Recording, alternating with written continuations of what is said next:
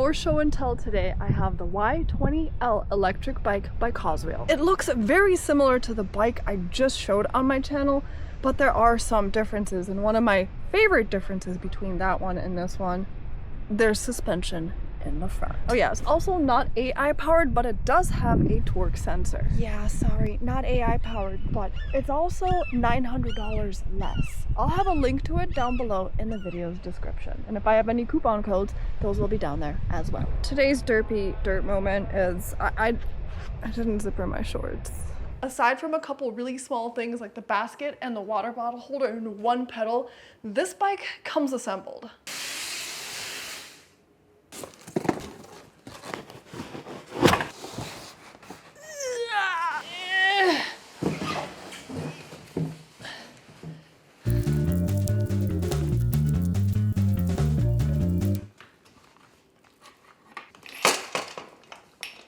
Do the most important part first. Clamp. There it is. I like how they're still labeled right and left with a sticker. So I guess I'll go ahead and screw this one on. The right one goes on clockwise and the left one's already on there. And let's see, did they give me a wrench for this? What is that? Oh, a phone holder, but I don't use these. I don't like heating up my screen. It's hot in Florida. Oh, and everything else is inside of this little pouch, which I guess could be attached right there. There's a little air pump. Look at that. A water bottle holder. I get excited over the simple stuff. A lot of bikes don't come with them, but they should. Tools. Tools for what? I guess I could tighten down the pedal. Oh yeah, and they did give me a basket, didn't they? So I might need tools for that. Oh yeah, there's a whole bunch of tools. Reflectors, if they're not already on there. I don't put them on. I should, I know, I probably should. And then in here is the charger. It's a little guy. I guess all that's really left is the handlebars unless I'm putting on the basket. So I'm gonna loosen up this latch right here. And there's only one way this will fit because that's not perfectly round and neither is this. So I'm gonna go ahead, cram those in there, tighten down the latch and lift them up. Oh, and when you do this part, you have to make sure the latch is down because otherwise you see how this little piece moves here? Can you see that? If it's too far in, this won't clamp down. So it has to be all the way out. Then you clamp this down, then you latch it. Next, I'm gonna install the front basket and also the water bottle. So the screws for all of this are already in the frame.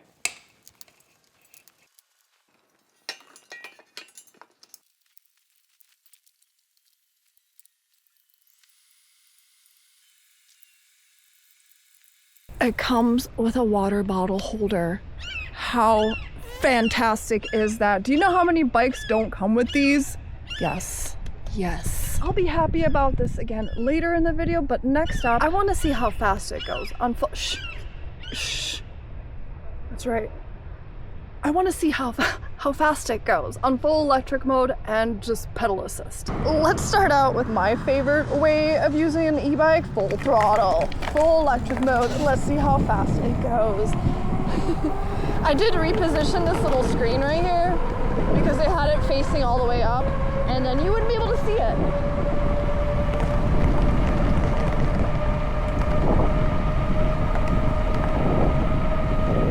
Oh, perfect. I don't know if you can see it yet, but up ahead is one of those police radar things. I wonder if it'll show the speed I'm going at. I'm gonna put it on pedal assist 5 and pedal as hard as I can on gear 7, the hardest gear to pedal in. Let's go. Unfortunately, we're not going to see the radar pick up my speed because it's out there, but it's not on. I got it to just past 24 miles per hour.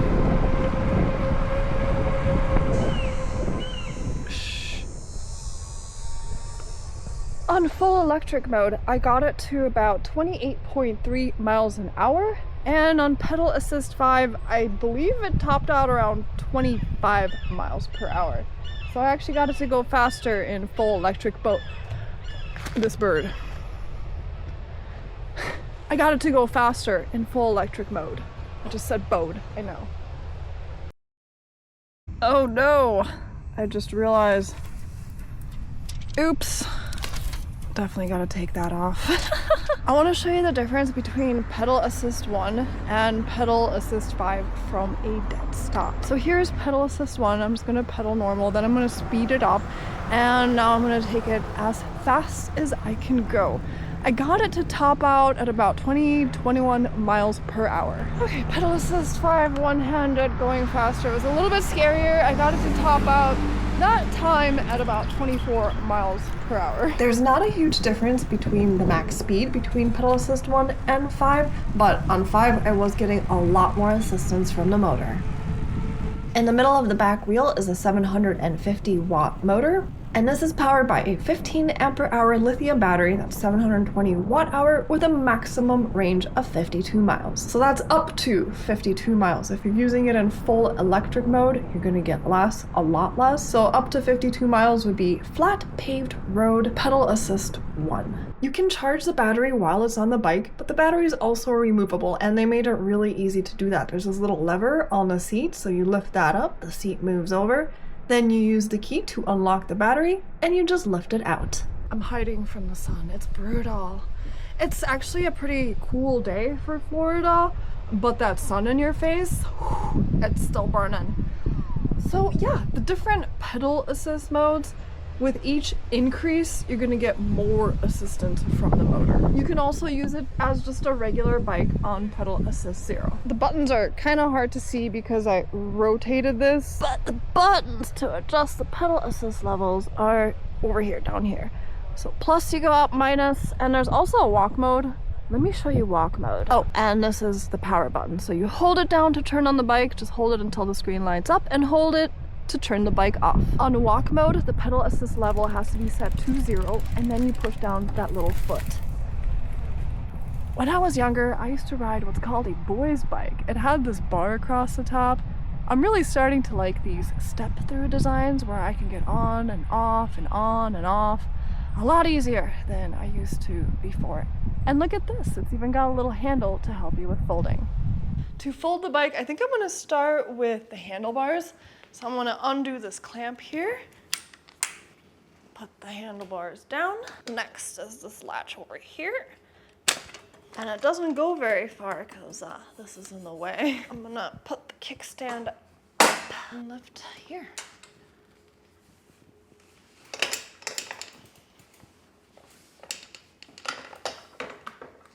I could also remove the seat, but I don't feel like it. So yeah, it's small enough to fit in a trunk of a car or maybe even a back seat. I really didn't expect this bike at this price point to have a torque sensor. Normally when I see on the gear shifter that it only goes up to gear 7, it has a cadence sensor, but here it goes to gear 7 and it's got a torque sensor. So with torque, it's based on how hard you're pedaling. So you could be in, let's say, pedal assist 5, and see the bike isn't going any faster. It'll go faster if I pedal harder. With a cadence sensor, if I put it into pedal assist 5, it really wouldn't matter. As long as I'm pedaling, the bike would go faster. It would go to the max speed for that pedal assist. Right now it's back at pedal assist 1, and it is harder on my knees to pedal. Well, I also have it in gear 7, the hardest gear to pedal in, but I'm on flat paved ground, so it's fine. I definitely feel it in my knees. It feels like a workout. If I bump it up to 2, it's less of a workout. I'm getting more assistance from the motor, but my speed's not changing. My speed won't change unless I make it change by pedaling harder. See that? And you can kind of hear the motor kick in. I don't know if you can on video, but it definitely kicks in. So on pedal assist 5 is when it's going to be the easiest, breeziest on my knees to pedal. For reference, I am 5'8". According to the company, this e-bike is suitable for people between 5'1" to 6 feet 5 inches. And the maximum load that this can carry is 330 pounds. I'm approaching my hill, so I am going to lower my gears. I should probably do gear 1 because this hill is fairly steep. I believe it's 25 degrees depending on which part of it I go on. But yeah, they claim it can do up to 30 degrees, so let's see what it can do. I got on pedal assist 5, gear 1. Okay, so I'm gonna need more of a running start in order to do that, but let's try it again. Okay, running start, pedal assist 5. Let's try this again in the same spot. Ooh, almost. It almost made it. Almost. But hey, at least it can go off-road. And it can go off-road not just because of the front suspension, but it has Chaoying off-road tires. These are 20 inches in diameter and 3 inches wide. There's no suspension in the back, but there is adjustable suspension in the front. So you can have a more rigid ride if you lock it, or if you leave it open, a more bouncy ride. To me, and I'm guessing many of you, suspension makes a world of difference. I definitely prefer suspension over no suspension, even if it's just in the front. Ugh, I'm realizing now that this is probably like the worst, frumpiest shirt I could have worn. It's like a bag. Look how pretty it is over here. Well, except for brown water, but that's swamp for ya. Okie dokie, so that's pretty much it for my bike ride. I would say for the price point, it's pretty darn good. It's got a torque sensor. Usually when there's a torque sensor, bikes are more expensive, so I'm surprised. I thought because it only went to gear 7 it was gonna have a cadence sensor. Nope. And it's got suspension in the front. Gotta have suspension. I gotta have suspension because I do like to go a little bit off-road sometimes. The water bottle holder, love it. The seat, no issues. It did not hurt my bum. No butt issues is what I'm trying to say. It folds, it's very compact. I like that, and it's got this little handle that makes that process even easier. I would like to see an electronic horn. There's no horn at all. I guess you could put a bell on it. Maybe it came with one, I don't really remember. And the screen, a little small, but at least it is color. But I can just barely see my total trip right there. It's gonna be a little bit longer by the time I get home. I have about 3 miles left to get home, and yeah. You can change this from mileage to kilometers. To get into the menu, you hold down plus and minus at the same time, and it does come with instructions on how to use all that. But normally I have to unlock the speed. This one came unlocked.